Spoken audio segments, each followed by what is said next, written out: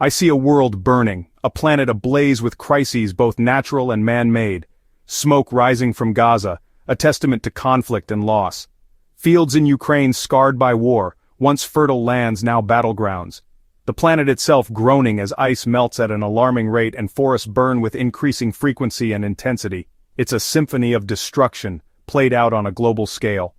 The images flicker across my screen, a relentless montage of suffering, delivered with casual brutality, each one vying for attention in a sea of despair. Why do I feel so numb? Is it the sheer volume of tragedy, or something deeper? Why does the inferno rage before my eyes, a constant reminder of global turmoil, yet my heart feels cold, untouched by the flames? This numbness is not peace or ignorance. It's far more insidious. It's a void where outrage should be, a silence where a scream should rise, a suppression of the very human response to suffering, the faces of children wide with fear and uncertainty, the stories of families torn apart, scattered by conflict and disaster, the science of a warming world, the data, the projections, the undeniable truth. These should ignite something in me, a fire of action and change. But the unending cascade of catastrophe dulls my senses, creating a barrier between me and the pain. It's a flood that drowns the capacity for feeling, leaving behind resignation, a sense of helplessness in the face of overwhelming odds. Once, a single story of injustice could seize the public consciousness, sparking movements and demanding change. Now we scroll past horrors as if they're just more content, another fleeting distraction in the digital age. The world burns, and we have become its passive, distracted audience, more concerned with our own digital lives than the suffering of others. We are the most informed generation in history, yet risk becoming the most indifferent, paralyzed by the sheer volume of information. Our devices connect us to every corner of the world, offering a constant stream of information and images, but the connection feels fragile, superficial, a mile wide and an inch deep. The fire is everywhere, a constant presence in our lives, but its heat does not reach us, failing to ignite the empathy within. It is a spectacle viewed through layers of glass, a carefully curated reality. The screen, the window, the barrier of our own cultivated numbness, a shield against the overwhelming pain of the world. The world is on fire, and I am afraid we are learning to live with the smell of smoke, accepting the constant state of crisis as the new normal. We watch, but we do not act, trapped in a cycle of observation without intervention. The numb heart is the true cost of this burning world, a casualty of the constant barrage of tragedy. This numbness, this feeling of detachment, is not natural. It's a learned response, a defense mechanism gone awry. It's a weapon, a carefully crafted tool. Desensitization is wielded by systems of power, often subtly, sometimes overtly. Systems that profit from war, exploitation, and the relentless destruction of our planet. A population that feels deeply, that empathizes and connects, is inherently harder to control, because outrage demands change, and change threatens the established order. Apathy, therefore, becomes the ultimate tool of social control, effectively disarming us emotionally, disconnecting us from our own humanity and the plight of others. The architects of our consent, those who shape public opinion, know that empathy is finite, a resource that can be depleted. So they flood us with crisis after crisis, overwhelming our capacity to care.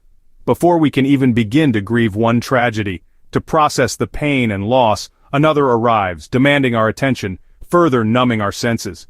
This constant barrage is not accidental. It's a deliberate strategy, carefully designed to induce paralysis, to make us feel powerless, insignificant, and ultimately, unable to act. Weaponized apathy effectively severs the crucial link between knowledge and action, between awareness and response. We know intellectually that the world is in peril, that our actions have consequences, but the emotional bridge that should connect us to a meaningful response has been systematically dismantled. The truth isn't necessarily censored or hidden, it's simply diluted, buried alive in an overwhelming avalanche of noise and competing narratives. Our exhausted minds eventually give up, overwhelmed by the sheer volume of information, struggling to distinguish the vital signal from the deafening static. This pervasive numbness is not just a personal feeling, a fleeting emotional state, it's a carefully engineered political condition, a state of induced helplessness. It's the anesthetic that allows exploitation, injustice, and oppression to proceed unimpeded, without significant protest or resistance. To feel nothing in the face of profound suffering is to have been effectively pacified, rendered docile and compliant. Our shared humanity, our capacity for empathy and compassion, is our greatest weapon against injustice. And apathy is the insidious theft of that very weapon, leaving us defenseless. Uncovering this mechanism, exposing its inner workings, is the crucial first step toward disarming it, toward reclaiming our capacity to care. We must begin to see apathy not as a personal failing, a character flaw to be ashamed of, but as a cage, a carefully constructed prison designed to keep us from acting on our deepest values. There is a theft occurring, a subtle, insidious crime. It's the slow, almost imperceptible draining of our emotional energy, a gradual erosion of our ability to connect with the world around us. Every time we doomscroll, lost in an endless stream of negativity, a piece of our capacity for care, our empathy, is quietly stripped away, leaving us feeling depleted and numb. Witnessing suffering has become a passive act of consumption, a detached observation, leading not to action but to burnout, a sense of being overwhelmed and powerless. It fosters not solidarity, not a sense of shared purpose, but isolation. The screen glows, beckoning us closer, a portal to endless sorrow, a constant barrage of tragedies and injustices, demanding pieces of our heart, asking us to bear witness to the world's pain. But our supply of empathy, of compassion, is not infinite. We give our attention, our concern, but the screen only takes, offering little in return. There's no catharsis, no release, no community to share the burden, no resolution, no sense of closure, just a deeper, more profound sense of helplessness and despair. We become ghosts in our own lives, disconnected from our own emotions, haunted by tragedies we can't affect, by suffering we can't alleviate. Constant exposure to crisis without agency, without the ability to act, is deeply damaging, a subtle, insidious form of psychological torture. It teaches us subconsciously that our feelings don't matter, that they are irrelevant, that empathy is a useless burden, a weakness to be suppressed. So, as a defense mechanism, we shut down, we disengage, the heart builds walls, protecting itself from the constant onslaught. Numbness sets in, a protective layer against the overwhelming pain, not out of malice, not out of indifference, but as a desperate act of survival. Our souls are slowly stolen piece by piece, pixel by pixel, eroding our capacity for genuine connection, headline by headline, desensitizing us to the suffering of others. We're conditioned to spectate from a distance, to observe passively, not to actively participate in the world around us. We mistake being constantly informed, bombarded with information, for being truly engaged, for making a meaningful difference. The theft is subtle, insidious. We barely notice it happening, this slow erosion of our emotional core, until we face real tragedy, a personal loss, and realize with a chilling sense of emptiness that we've forgotten how to truly feel, how to grieve, how to connect. The world's pain becomes just background noise, a constant hum of suffering, and our own hearts, dulled and desensitized, grow silent in response. We must actively reclaim our capacity to feel, to reconnect with our emotions, and to engage with the world with empathy and compassion. Desensitization is the output of a meticulously designed system. Media and tech platforms are engines of indifference, operating on ruthless principles. Repetition numbs us. Shocking headlines become background noise. Algorithms maximize engagement by feeding us fear and outrage. This creates a distorted reality, a feedback loop of anxiety leading to paralysis. The relentless news cycle traps us in a perpetual now, no time to process, grieve, or seek accountability. We're always reacting, never reflecting. Apathy is manufactured at industrial scale. These mechanisms exploit our desire to be informed but lead to exhaustion.